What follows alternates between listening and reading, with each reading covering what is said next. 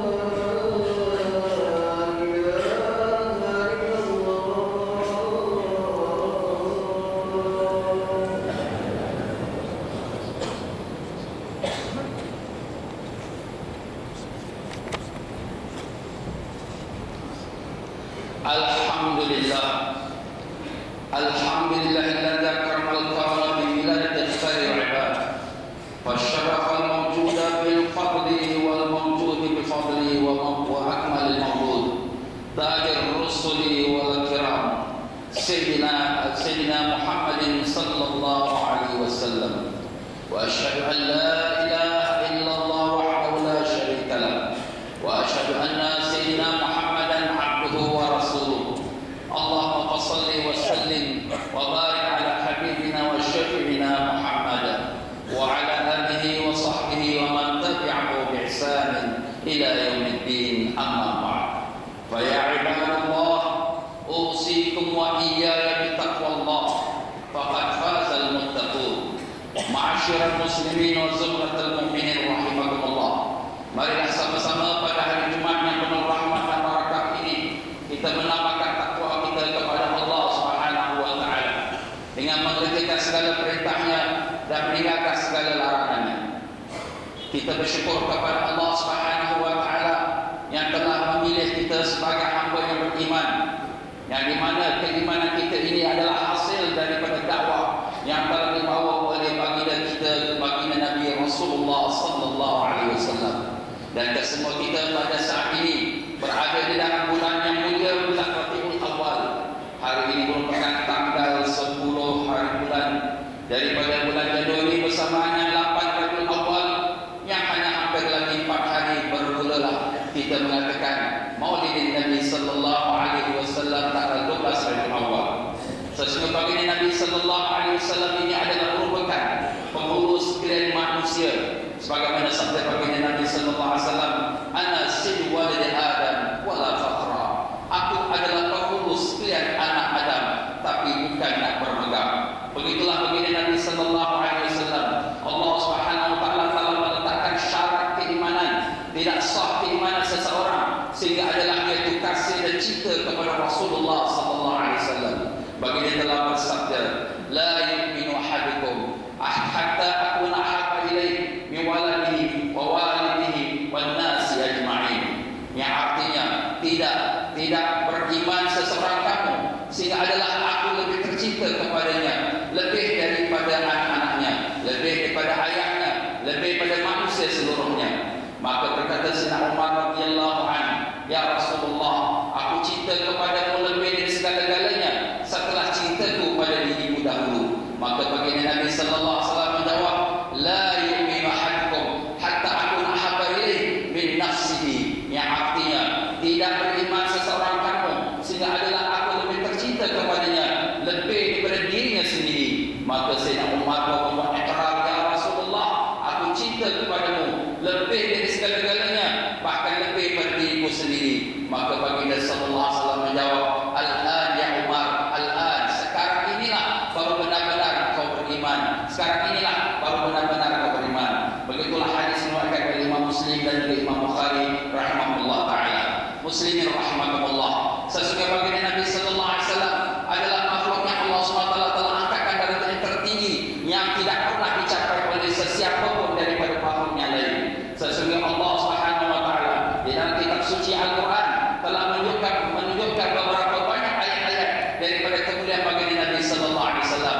Antara yang ayatnya selalu kita dengar pada setiap hari Jumaat, yaitu firman Allah taala, "Innallaha wa malaikatahu yusholluna 'alan nabi ya ayyuhalladzina amanu shallu 'alaihi wa sallimu taslima."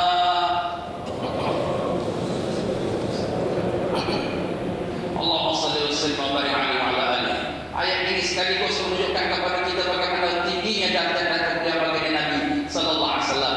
Allah berfirman yang maksudnya, sesungguhnya Allah Subhanahu wa taala dan sekalian para malaikatnya berselawat atas Nabi Sayyidina Muhammad sallallahu alaihi wasallam. Wahai orang yang beriman, selawatlah kamu atasnya dan ucapkanlah salam yang sempurna kepadanya. Ayat ini sekaligus menunjukkan bagaimana mulia baginda, kerana sebelum Allah Subhanahu wa taala memerintahkan kepada orang beriman untuk selawat pada Nabi sallallahu alaihi wasallam, Allah membuatkan satu isytihar. Sesungguhnya Allah dan sekalian para malaikatnya berselawat atas Nabi sallallahu alaihi wasallam, dan ini tidak pernah berlaku dalam semua perkara-perkara yang diperintahkan oleh Allah taala. Marilah kita lihat bagaimana perintah sembahyang.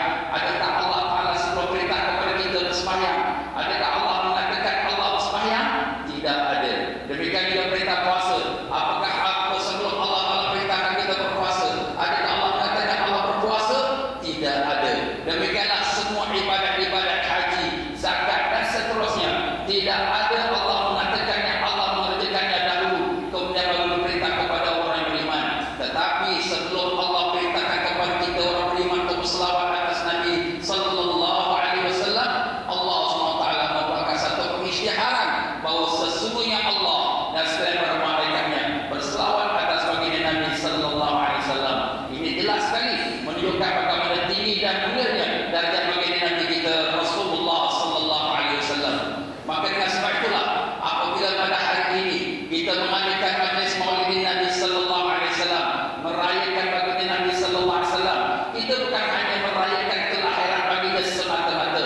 Itu adalah satu fahaman yang cetek. Tetapi sebenarnya kita melahirkan rasa kasih sayang cinta kita kepada Rasulullah sallallahu alaihi wasallam. Kita nak isytiharkan cinta kita kepada Rasulullah sallallahu alaihi wasallam. Kita nak bicarakan kasih kita kepada Rasulullah sallallahu alaihi wasallam. Kita nak memperbaharui ikrar kita, cinta kita kepada Rasulullah sallallahu alaihi wasallam. Dan kita nak tanamkan perasaan penuh kasih sayang cinta kita kepada Rasulullah sallallahu alaihi wasallam. Kerana manusia selalu lupa dan lalai apabila dia teringat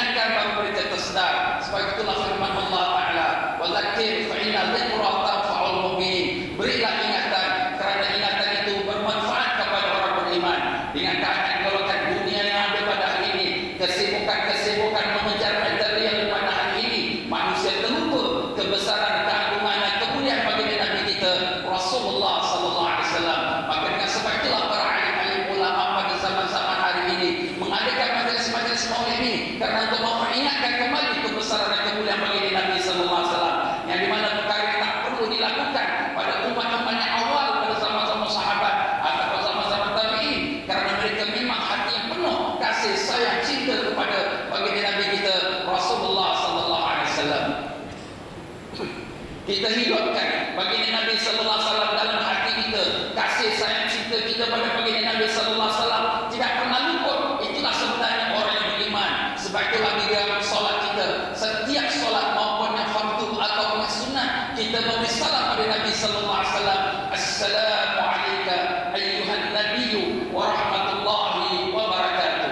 Kalau orang yang mempelajari bahasa Arab mengatakan bahawa perkataan assalamu alayka, yaitu salam atas engkau, ialah perbicaraan orang yang berada di hadapan kita, menunjukkan orang yang ada di hadapan kita, menunjukkan orang yang wujud di hadapan kita. Begitulah walaupun kita tak diri di hadapan baginda Nabi sallallahu alaihi wasallam, tetapi hati kita tetap, hati kita hidup dengan baginda Nabi sallallahu alaihi wasallam, kerana baginda Nabi sallallahu alaihi wasallam sentiasa bersama-sama kita. Begitulah perasaan hati jiwa kita sebagai seorang muslim, kasih sayang cinta kita segar dalam hati kita kepada Rasulullah sallallahu alaihi wasallam.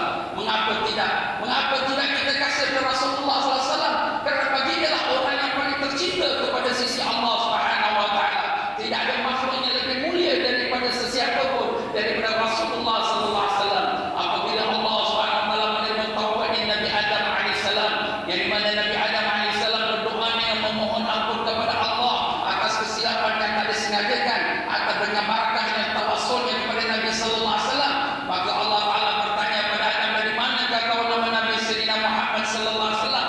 Maka Adam menjawab, ya Allah, saat pertama kau mengeluarkan roh dalam tubuhku, aku melihat di tiang arasy tertulis la ilaha illallah Muhammadur Rasulullah sallallahu alaihi wasallam, dan aku tahu tidak ada nama yang diletak sebelah namamu ya Allah, melainkan ada lagi seorang yang kau kasih kepadanya. Maka Allah SWT menjawab, benar wahai Adam, laulahu ma khalaqtul khalqa, kalau tidak kerana dia, aku tidak akan jadikan makhluk seluruhnya. Kesemua kita diwujudkan oleh Allah SWT kerana kasihnya Allah SWT kepada Sayyidina Muhammad sallallahu alaihi wasallam. Mengapa kita tidak kasih kepada Nabi sallallahu alaihi wasallam, sedang dialah Nabi yang membawa rahmat kepada alam seluruhnya? Allah Taala sendiri telah menegaskan dalam firman-Nya, wa ma arsalnaka illa rahmatan lil alamin. Tidak kami utuskan kau ya Muhammad sallallahu alaihi wasallam melainkan sebagai rahmat kepada seluruh alam. Seluruh alam yang kita lihat pada hari ini, dengan sekalian kenikmatan, makan minum dan sekalian keindahannya, semuanya mendapat barakah dan rahmat daripada Rasulullah sallallahu alaihi wasallam yang diutuskan oleh Allah Taala. Mengapa tidak kita kasih dan cinta kepada Rasulullah sallallahu alaihi wasallam, sedang dialah yang datang membawa hidayah Allah kepada kita.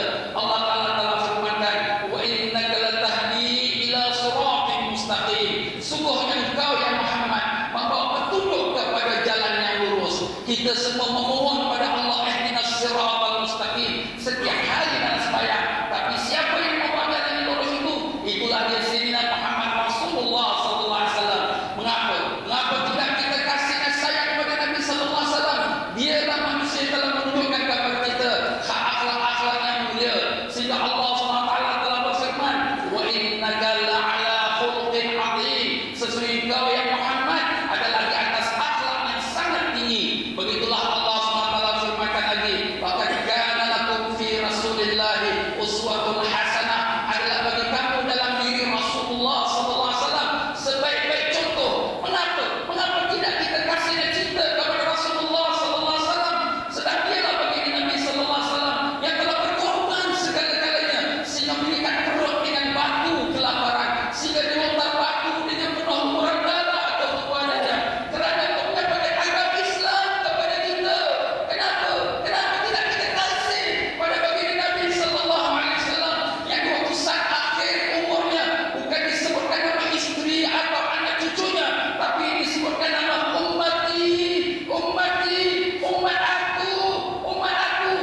Kenapa kita tidak kasih kepada Nabi sallallahu alaihi wasallam, sedangkan di yaumul qiyamah semua orang-orang bersusah payah menjaga dirinya, nafsi, ibu dan ayah kita pun tidak mencari anaknya, anak-anak pun tidak mencari ibu ayah, tetapi Rasulullah sallallahu alaihi wasallam mencari umatnya sehingga menanti-nantikan kedatangan umatnya, dan semua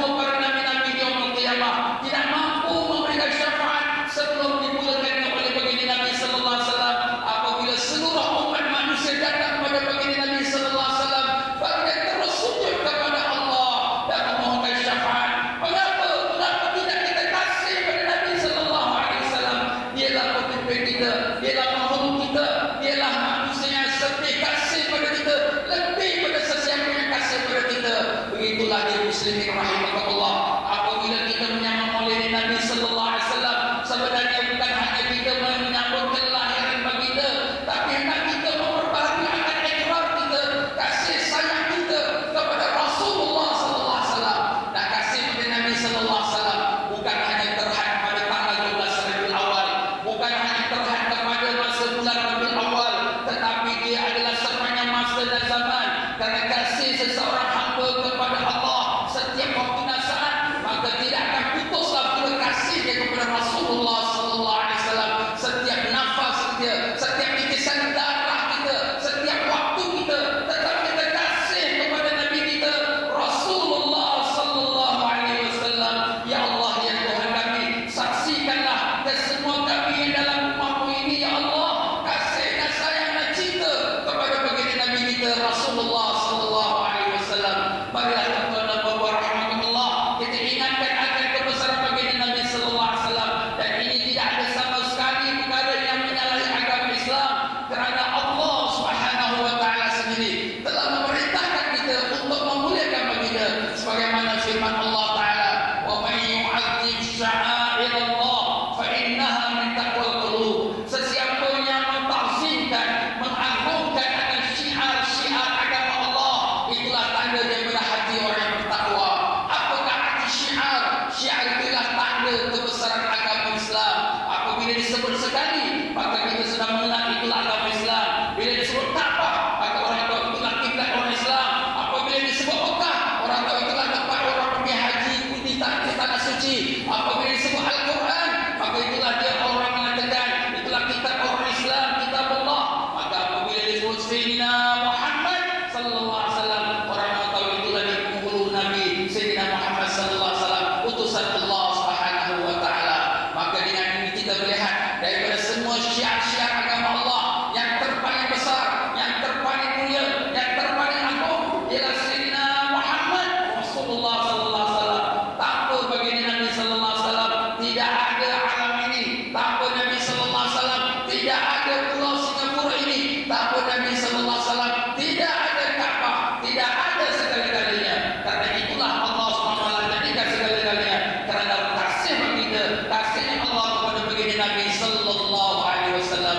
Maka dengan itu, apabila kita mengagungkan baginda Nabi sallallahu alaihi wasallam, bukan arti kita menyembah baginda Nabi sallallahu alaihi wasallam. Adalah sangat cantik fahaman orang yang menganggap bila kita memuliakan baginda Nabi, maknanya kita seperti mempertuhankannya. Itu adalah satu fahaman yang sangat-sangat tidak benar. Bagaimana kita nak katakan kalau orang yang sembahyang di hadapan Ka'bah, apakah kita katakan dia sembah kepada Ka'bah? Apakah kita nak katakan orang yang sembahyang di belakang makam Ibrahim, apakah dia menyembah makam Ibrahim? Sudah tentu tidak. Begitulah apabila kita mengagungkan Nabi Sayyidina Muhammad sallallahu alaihi wasallam, bukan berarti kita menyembah baginda Nabi sallallahu alaihi wasallam, tetapi kerana kasih, sayang, cinta kita kepada baginda seperti mana yang telah diperintahkan Allah Subhanahu wa taala. Mudah-mudahan daripada ayat-ayat dan hadis-hadis ini dapat membukakan minda kita dan memahami kenapa para alim dan ulama mengadakan majlis maulid Nabi sallallahu alaihi wasallam, dan begitulah dia yang sedang berlaku. Mudah-mudahan kita dapat syafaat pada barakah baginda Nabi sallallahu alaihi wasallam dari dunia sampai ke akhirat. Dan demikianlah sebagaimana firman Allah taala, "Ya ayyuhalladzina amanu taqullaha haqqa tuqatih wa la tamutunna illa wa antum muslimun." Wahai orang beriman, bertakwalah kamu kepada Allah dengan sebenar-benar takwa, dan janganlah kamu mati melainkan sebagai seorang muslim. Barakallahu li wa lakum fil Qur'anil azim wa nafa'ani wa iyyakum bil ayati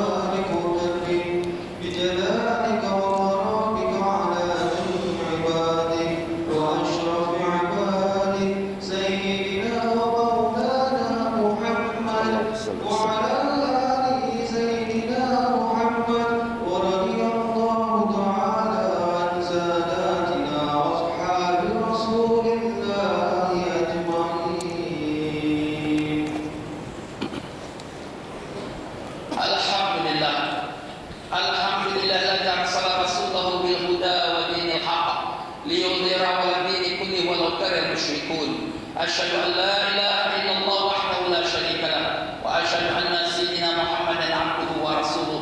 Allahumma shalli wa sallim wa barik 'ala habibina wa syafi'ina Muhammad wa 'ala alihi wa sahbihi wa man tabi'ahum bi ihsan ila yaumiddin. Amma ba'du fa ya ibadallah, usikum wa iyaya bi taqwallah faqad fazal muttaqun.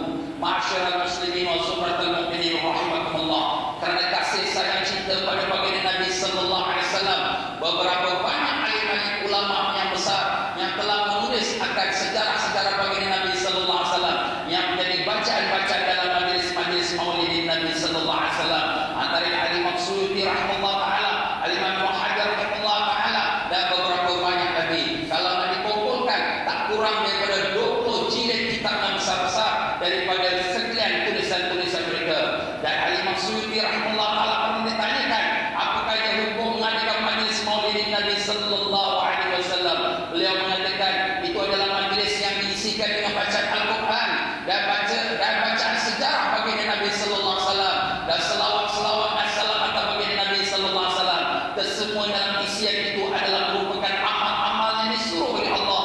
Al-Quran disuruh kita baca, selawat disuruh kita baca, dan membaca sejarah dan baginda Nabi sallallahu alaihi wasallam sangat-sangat disuruh kerana untuk kita mengenal baginda Nabi sallallahu alaihi wasallam. Maka kesemua pengisian itu adalah baik, walaupun ada satu perkara yang belum pernah berlaku di zaman Nabi sallallahu alaihi wasallam. Kalau Nabi bukan sebagai bid'ah, tetapi dia adalah bid'ah hasanah. Begitulah yang disebutkan oleh Al-Imam Suyuti rahimahullah taala dalam kitab Hawil Fatawa yang menunjukkan kepada kita bagaimana ulama-ulama besar dahulu sudah memperhatikan akan amalan-amalan yang tersebut ini. Maka dengan sebab itulah jangan dipedulikan dengan apa yang difahamkan oleh sebagian orang yang menolak akan fahaman-fahaman ini. Kita doakan semoga Allah Taala berikan dia taufik dan hidayah untuk mengetahui akan apakah kemuliaannya majlis-majlis yang tersebut. Marilah sama-sama kita ingat, semua kita di yaumul qiyamah akan mengharapkan syafaat Nabi kita Rasulullah sallallahu alaihi wasallam. Kerana pada hari kiamat itu tidak ada sesiapa yang dapat menyelamatkan kita, maupun amalan kita sendiri pun tidak dapat menyelamatkan kita,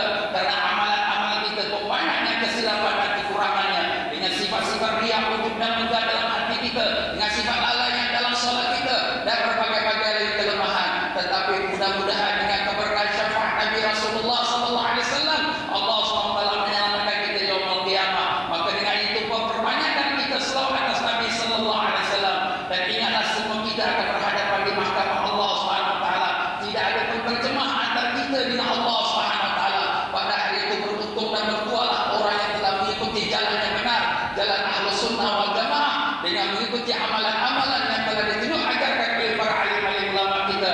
Maka dengan selamatlah dia masuk dalam syurga Allah. Tetapi mereka yang tersesat jalan, rugilah serugi-ruginya, sebagaimana firman Allah Taala, "Faman zuhziha 'anil nar wa udkhilal jannata faqad faz wa mal hayatud dunya illa mata'ul ghurur." Sesiapa yang dilepaskan dari neraka dan dimasukkan ke dalam syurga, maka itulah orang yang benar-benar berjaya, dan tidaklah hidup dunia melainkan hanya kesenangan yang penuh dengan tipu daya. Dan marilah sama-sama kita ingati akan salah satu perintah Allah yang mulia, yang Allah Taala telah mulakan dengan zat suci dan segala para malaikatnya.